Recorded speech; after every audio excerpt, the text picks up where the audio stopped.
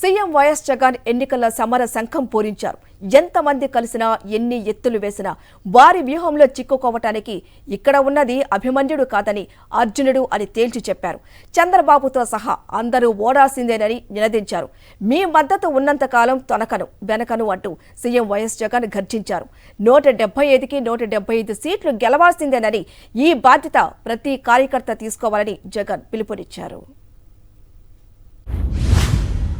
జనంలో లేనివారు, ప్రతి పేదవాడి గుండెలో లేనివారు, ఇలాంటి దిగజారుడు పార్టీలన్నీ కూడా మీ జగనన్ననే టార్గెట్గా, పేదవాడి భవిష్యత్తే టార్గెట్గా, వైఎస్ఆర్సీపీనే టార్గెట్గా ఆయుధాలు రెడీ చేసుకుంటా ఉన్నాయి. నేను అడుగుతా ఉన్నాను, ఈ యుద్ధంలో మీరు సిద్ధమా అని అడుగుతా ఉన్నాను. నేను సిద్ధం. దేవుడు దయతో ప్రజలే అండగా ఒంటరి పోరాటానికి మీ బిడ్డ సిద్ధం. మీరు సిద్ధమా అని అడుగుతా ఉన్నాను. వారి కుట్రల్లో, వారి కుతంత్రాలలో, మోసపూరిత వాగ్దానాల్లో, వెన్నుపోట్లు, పొత్తులు, ఎత్తులు, జిత్తుల పద్మవ్యూహం కనిపిస్తా ఉంది అక్కడ. కానీ పద్మవ్యూహంలో చిక్కుకొని వారి బాణాలకు బలైపోవడానికి ఇక్కడ ఉన్నది అభిమన్యుడు కాదు, ఇక్కడ ఉన్నది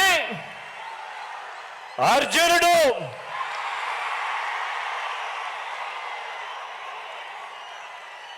ఆ అర్జునుడికి తోడు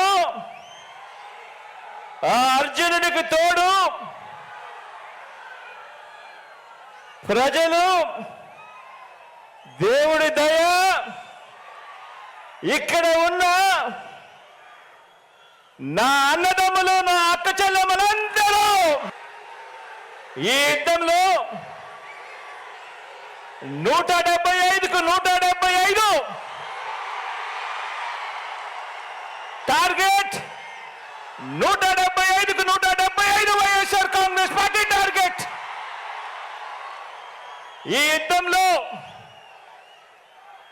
వైఎస్ఆర్ కాంగ్రెస్ పార్టీ గెలిపే లక్ష్యంగా దేవుడి దయతో మనం ప్రతి ఇంటికి, మనం ప్రతి ఊరికి, మనం ప్రతి ప్రాంతానికి చేసిన మంచి వల్ల చంద్రబాబుతో సహా అంతా కూడా ఓడాల్సిందే అని చెప్పి కూడా ఈ సందర్భంగా చెప్పడానికి గర్వపడతా ఉన్నా.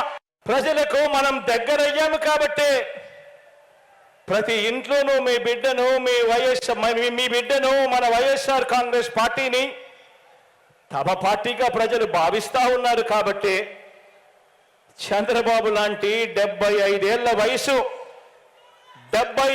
వయసు మళ్ళిన నాయకుడు, ఆ చంద్రబాబు నాయుడు గారు ఒంటరిగా పోటీ చేసే ధైర్యం లేక ఈ బాబు దత్తపుత్రుడితో సహా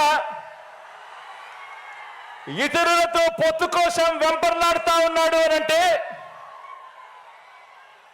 దాని అర్థమేమిటో ఆలోచన చేయమని అడుగుతా ఉన్నా. ఈ చంద్రబాబుకు తాను ఫలానా మంచి పని చేశానని కానీ, తాను ఫలానా మంచి స్కీమును తెచ్చానని కానీ చెప్పలేక మళ్ళీ కొత్త వాగ్దానాలతో గారడీ చేయాలని చూస్తున్నాడు అని అంటే దానికి అర్థమేమిటి?